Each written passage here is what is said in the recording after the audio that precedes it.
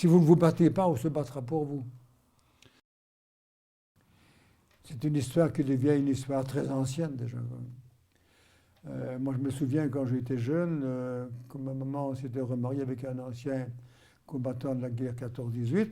J'ai été plongé dans ce mouvement car il était président de la FNC ici à Ouvray. Donc j'ai été plongé dans ce mouvement directement. Maintenant, on peut peut-être reprocher donc, dans les écoles, tout ça dépend du bon vouloir de l'instituteur ou des professeurs dans le secondaire. Mais ils vous répondront qu'ils ont très peu d'heures d'histoire. Et s'il n'y a pas une volonté de la part d'un ou l'autre professeur, bon, on n'en parlera pas. Moi, j'ai eu cette volonté, voilà, ici à Chênay, il y a un professeur qui vient de revenir de Montauzin, avec d'autres professeurs de la télé de Montenay, à organisé des voyages, avec mon concours, bien sûr. Je leur raconte comment le nazisme donc, est né, quoi. Hein.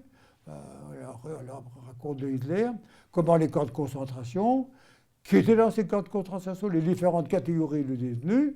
Et puis alors, on arrive donc à la situation actuelle. Vaille des films que l'on projette et qui ne peut pas ignorer par après qu'il n'y avait pas de camps de concentration. Donc ils sont nombreux.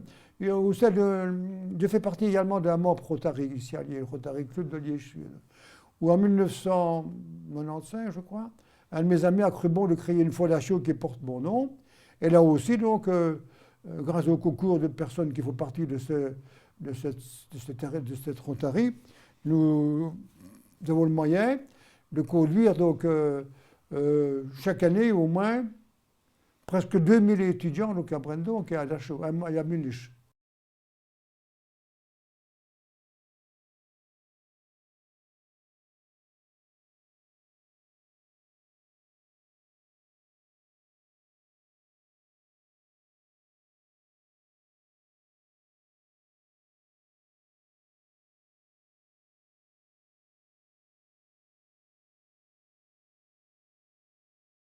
Quand on me demande si j'ai fait l'université, je dis que oui.